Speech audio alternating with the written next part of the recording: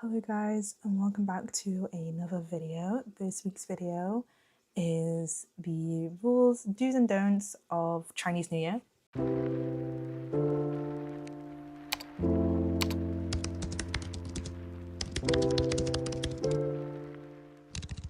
So I know I did one last year, but obviously with the increase from the trends of like a Chinese time of my life on TikTok, I'm sure more people want to know. So here I am once again doing another one of these videos. Before we fully get into the rules, some basic knowledge is obviously when you see Chinese New Year decorations and the people celebrating, there's usually a lot of red and gold. So red symbolizes luck and gold symbolizes wealth and money. So the two colors used together, if you've probably seen on decorations, or like if you have a Chinese friend and they have those Chinese calendars up, they're usually red and gold. It just means that they're bringing in luck and wealth to their family and to the household. Another one, you probably see the word fool, which I'll probably put up here. That means blessings or luck, and usually that is stuck with the character written upside down on the front of doors. Hey guys, so I'm gonna butt in a couple times throughout this video because I realize I've missed some information out. But also the last basic thing to know is that Chinese New Year is called Chinese New Year and Lunar New Year is something else. So yeah, if you wanting to know about Chinese New Year and celebrate it, you refer it to as Chinese New Year because we go through the Chinese agriculture calendar. So the dates are different compared to a lunar calendar, and then that depends on which lunar calendar you follow. So that's why it's called Chinese New Year and not Lunar New Year. So now we've got the basics down. Let's go through some rules, do's and don'ts that are besides household, basically all families in China follow. So the first one is about cleaning. So usually there is no mopping and vacuuming of the house. There's no taking rubbish out, and there's also no hair washing. So that just means if you do it, it's just getting rid of luck to the household and to the family. So if you're curious that, oh, can I take a shower? Can I brush my teeth? Can I clean the dishes because, you eat during the day? You can still do those basic things, but anything outside of just what you do every day, which obviously like vacuuming and mopping is not something you do every day, or taking out the rubbish. Anything basically that is not every day, you don't do. Okay, the next thing is what we wear. A lot of Chinese people nowadays, because of increased popularity with Chinese clothing and stuff, a lot of people will be wearing clothing related to traditional clothing. So cheongsam, even the tang jacket, the Adidas one, the infamous one, or even a proper qipao. A lot of people will wear those, but I don't think I'll be wearing it to class just because it's going to be very cold. It's still February, so you won't be catching me wearing it, but everyone would be wearing either red underwear or red socks. You're wondering why? I also don't know why specifically underwear and socks, but they have to be red and it has to be at least one of them. So you have to at least wear underwear, the red underwear or red socks, but I don't own any red socks. So yeah. Anyways, you wear them for the entire day, obviously, and it has to be red. I also forgot to mention, guys, that Chinese people usually avoid wearing white and black clothing for Chinese New Year because white means death and then black is for like mourning, death and stuff like that. So we avoid those colors and just wear stuff like blue, mainly red and gold, yellow, just anything rather than black and white. All right, moving on to food that you can eat or don't eat. There's only two foods that I know that people don't eat during Chinese New Year, and that is porridge and congee, because they're seen as poor people food. And obviously, if you have that on Chinese New Year, that just means that your family's going to go poor this year, which also you don't want to do that.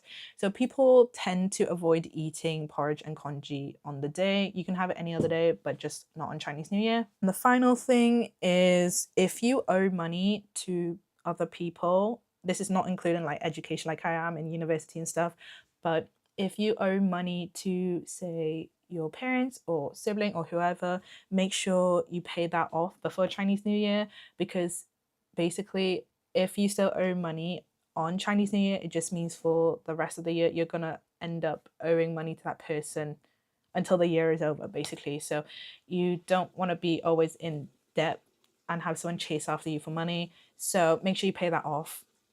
Another thing to avoid that I forgot to mention is to keep yourself from saying any bad or negative words, anything that has any negative meaning, because you're just also again gonna bring the bad luck and whatever you utter to your life in the year. So people avoid saying things about death and anything related to all that and being poor and stuff. You just want to, in a sense, keep positive and just have, like, when you have conversations, you just don't bring up and mention any of those. So yeah. Another thing is the red envelopes. I'm sure everyone knows about the red envelopes where people receive money from them. However, there are rules in who can receive and who can give them. So the only people who can receive red envelopes are single people, basically.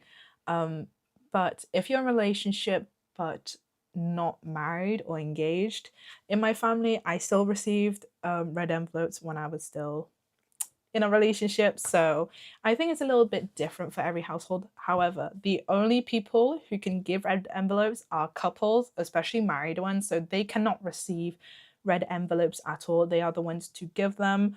So that is why a lot of children always end up with a load of red envelopes. And that's why a lot of married couples always end up giving a lot of red envelopes away, is because if you're single, you can receive red envelopes, but you're not supposed to give them out. But if you're married, you have to give them out and receive none. Okay, and the last thing is what you say to people for New Year. So I speak Mandarin and Cantonese, and in Mandarin, you say 新年快乐. And you also say with that is 恭喜发财, which means wishing you prosperity. And then another little thing you say is 身体健康, which means basically in a sense wishing you health. And you say this as well when you receive red envelopes. You put your hands together and shake it a little bit.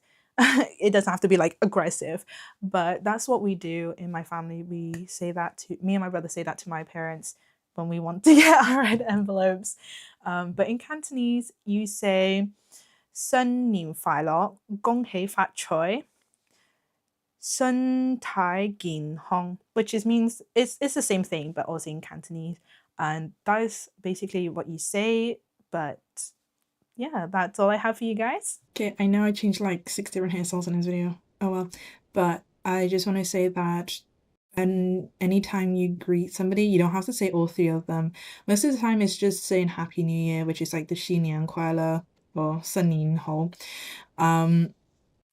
But most of the time when elders, especially elderly people, they love to give out their like envelopes to children and stuff. So whenever, they start handing out, children or single people, I normally just say all three of those phrases. That's when those three phrases are always spoken. It's mainly when red envelopes are handed out.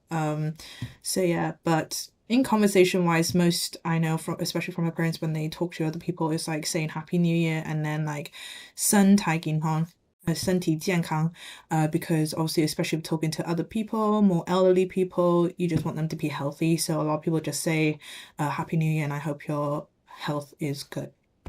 Anyways, hopefully this was helpful, or builds up your knowledge on Chinese New Year. But like I said, hope this was knowledgeable and helpful, and I hope that you guys also have a happy New Year. 新年快乐,恭喜发财,身体健康.